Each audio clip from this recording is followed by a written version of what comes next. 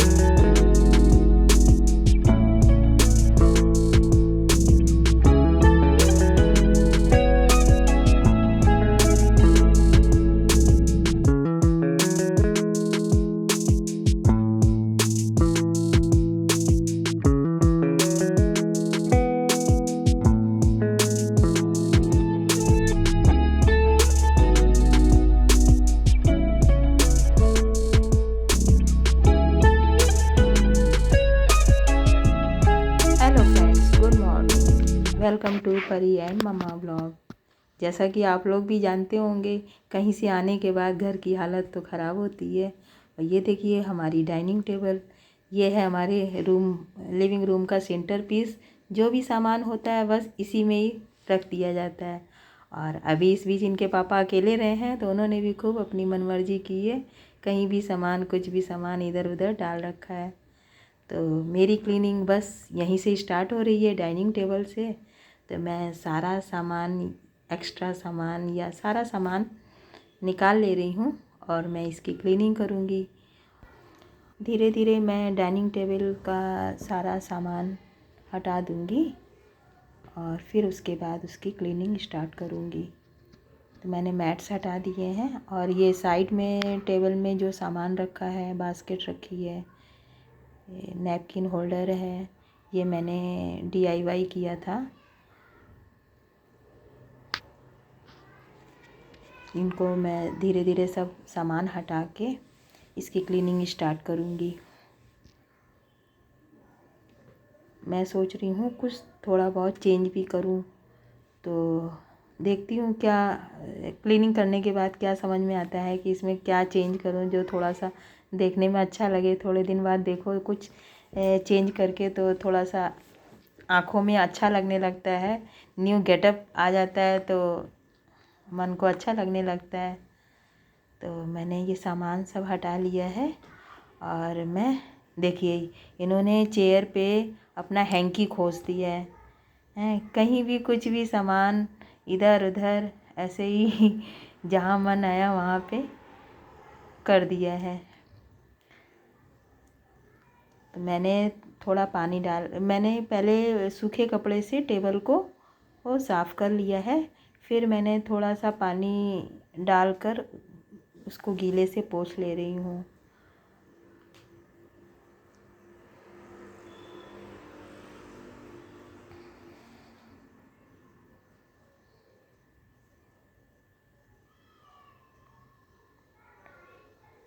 Table को थोड़ा सा गीला करके उसको कपड़े से रगड़ के उसके जहाँ भी कहीं भी स्पॉट वगैरह लगे हैं या कुछ भी चीज़ पड़ी है तो उसको अच्छे से साफ़ कर ले रही हूँ। ये मैंने हैंकी निकाल दिया, उस पर नज़र पड़ी तो तो मैंने गीले कपड़े से पोंछ दिया। अब मैं इसको न्यूज़पेपर की हेल्प से अच्छे से सुखा लूँगी। न्यूज़पेपर से ग्लास अच्छे से साफ़ हो जाता है और उसमें शाइनिंग भी आ जाती है। कपड़े से हम कितना भी पोंछें पर वो क्लीनिंग नहीं आती है और रैशेज़ दिखते ही हैं। तो पेपर से अच्छी क्लीनिंग हो जाती है। तो मैंने पेपर से पोंछ लिया है। अब मैं क्या करूँगी कि कोलीन से थोड़ा कोलीन का स्प्रे कर दिया है और अब मैं उसे फिर उसी पेपर से ही पोंछ लूँगी, तो कांच में अच्छी चमक आ जाएगी।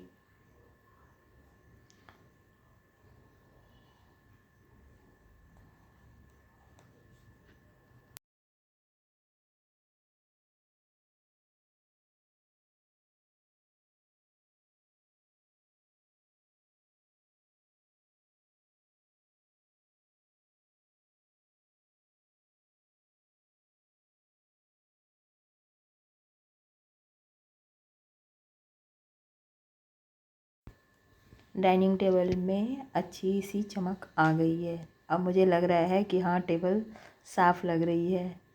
मैंने चारों तरफ से उसको पेपर से ही अच्छे से पोंछ लिया है। फिर उसी गीले कपड़े से मैं उसकी चेयर्स, सीट्स वगैरह साफ़ कर ले रही हूँ और डाइनिंग टेबल की जो साइड्स हैं उनको भी पोंछ ले रही हूँ साथ में।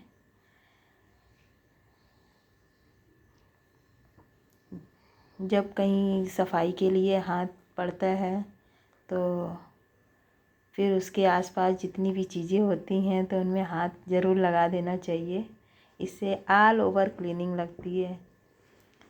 चेयर्स तो साफ़ थी पर मन किया कि नहीं, इनमें भी हाथ मार दूँ गीले कपड़े से, तो वो भी क्लीन लग रही हैं। बस हमारी डाइनिंग टेबल क्लीन हो गई है। अब मैं सोच रही हूँ इस बास्केट में कैटलरी होल्डर है और ये सिंगोनियम प्लांट मैंने इसमें लगा दिया है। पहले आर्टिफिशियल फ्लावर्स लगे थे, अब मैंने नेचुरल सिंगोनियम प्लांट लगा दिया। अब मैं रख दे रही हूँ डेली यूज़ होने वाली टैबलेट्स। हस्बैंड की डायबिटीज़ की टैबलेट्स, मेरी कैल्शियम की टैबलेट्स एंड परी को डेली इम्यूनिटी बूस्टर पाउडर देते हैं। तो ये सामने रहते हैं तो इनमें कभी गलती नहीं होती है कि नहीं दिया। खाने के बाद हम लोग तीनों लोग ये ले लेते हैं। और ये मैंने रख दी है अपनी सनफ्लावर। तो अब हमारी डाइनिंग टेबल हो गई बिल्कुल साफ़, सुंदर, स्वच्छ। और ये है फ्रूट बास्केट। अभी इनमें फ्रूट्स नहीं है, अब मार्केट जाएंगे तब फ्रूट्स वगैरह, सब्जियां वगैरह सब लाना ही है। तो इस तरह ये हमारी डाइनिंग टेबल रेडी हो गई। और ये सिंगोनियम प्लांट में आपको मैं एक चीज़ दिखाना चाहती हूँ कि मैंने इस प्लांट में सीज़र की हेल्प से कटिंग कर दी है, जिससे इस प्लांट का थोड़ा सा लुक चेंज हो गया है। और ये मैंने अभी कटिंग नहीं की है, इसको हो गए 15 डेज़ हो गए हैं और इनके लीफ में कोई भी फ़र्क नहीं आया है। इनकी ग्रीनरी वैसी ही है। तो मुझे थोड़ा सा ये लुक अलग लगा। फिर इसके बाद मैंने अपने बेडरूम में सफाई शुरू की और बेडरूम में सबसे पहला काम रहता है बेड की बेडशीट चेंज करना। तो परी की क्लासेस पूरी हो गई तो मैंने कहा चलो थोड़ी सी हेल्प करो, तो बस वो भी मेरे साथ में लग गई और मैंने अपनी ये बेडशीट हटा दी। और फ्रेंड्स देखिए, मेरे गद्दे में ये जो कवर चढ़ा हुआ है ये पुरानी बेडशीट्स, डबल बेडशीट्स का ही कवर बना हुआ है। ऊपर एक बेडशीट लगी है और नीचे एक बेडशीट लगी है, जिससे क्या है कि कभी गद्दा गंदा नहीं होता है और जब चाहे इस कवर को निकाल के धो सकते हैं। और ये कॉटन की बेडशीट का कवर होने से क्या है कि बेडशीट, ऊपर की जो बेडशीट हम बिछाते हैं वो ख़राब नहीं होती है, सिकुड़ती नहीं है, उसमें अच्छे से बैठ जाती है। बस बेडशीट चेंज कर दी है। परी के साइड में थोड़ा सा कॉर्नर रह गया है, वो मुझे नहीं दिखाई दिया था। अब मैं बाद में उसको सही कर दूंगी।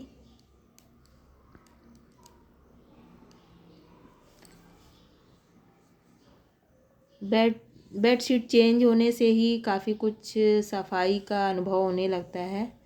तो रूम में बेडशीट चेंज हो गई तो सोचो आधा घर साफ़ लगने लगा। और कहीं से आने के बाद तो तुरंत बेडशीट चेंज ही करनी चाहिए।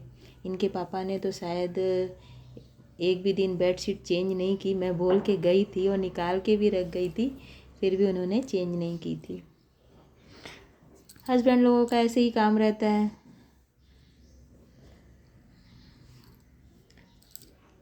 बस उनका तो आना जाना, बस जो टाइम मिला अपना काम किया, बाकी चीज़ों पे ज़्यादा ध्यान नहीं देते हैं।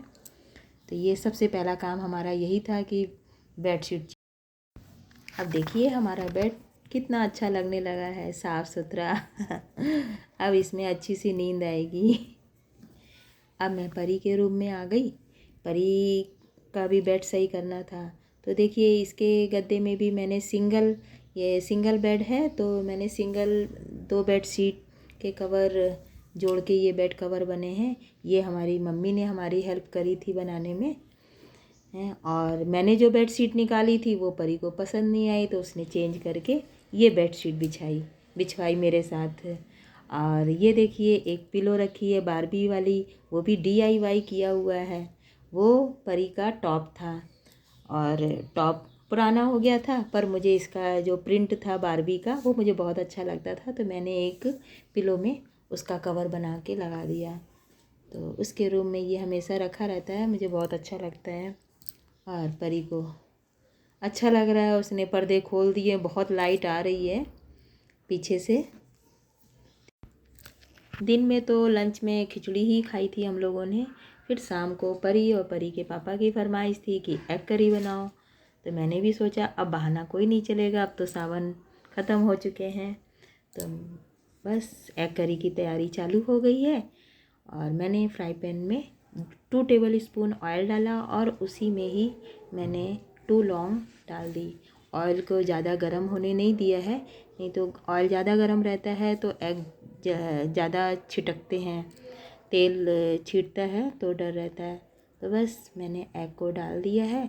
एग को पहले ही मैं बॉयल्ड एंड पील ऑफ कर चुकी थी और मैंने उसको अब तेज़ आंच करके ढक के रख दिया है।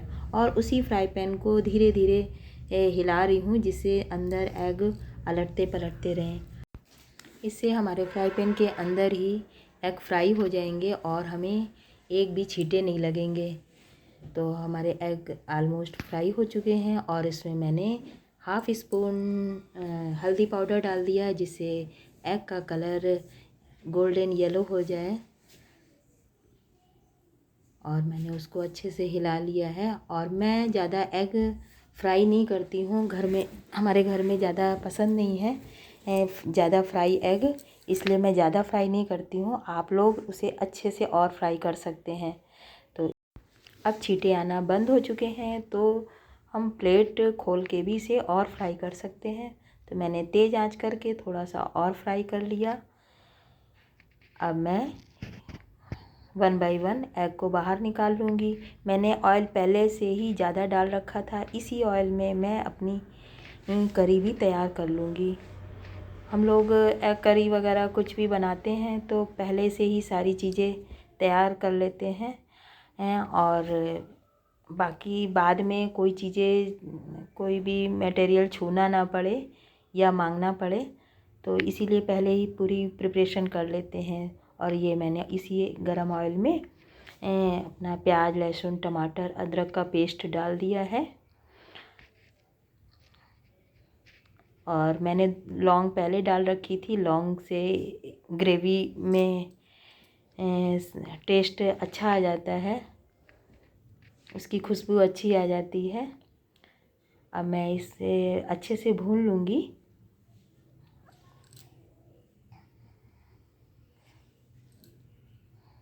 तो फ्रेंड्स, इस तरह हमारी एग करी तैयार हो रही है। और अगर आपको इस वीडियो में कुछ भी अच्छा लगा हो, हमारा वीडियो अच्छा लगा हो, ब्लॉग अच्छा लगा हो, तो आप प्लीज़ ज़रूर इसे लाइक करिएगा, सब्सक्राइब करिएगा। अगर नए हैं तो सब्सक्राइब करिए और शेयर करिए। और मैंने इसमें मसाले डालने के बाद हल्दी, धनिया, मिर्ची, गरम मसाला, ये सब मसाले मैंने पहले से ही बाउल में निकाल रखे थे। उनको डालने के बाद, भूनने के बाद, मैंने उसमें थोड़ा सा पानी ऐड कर दिया है। अब मैं इस मसाले को अच्छे से भून लूँगी। और अब एक तरफ मैं सलाद तैयार कर ले रही हूँ। सिंपली सलाद है प्याज और टमाटर का।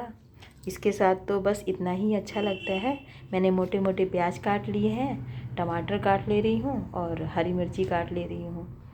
और मैं हरी मिर्ची काट रही थी तो मुझे ध्यान आया कि इसमें भी मुझे हरी मिर्ची डालनी थी, तो मैंने इसमें भी कट करके डाल दी है।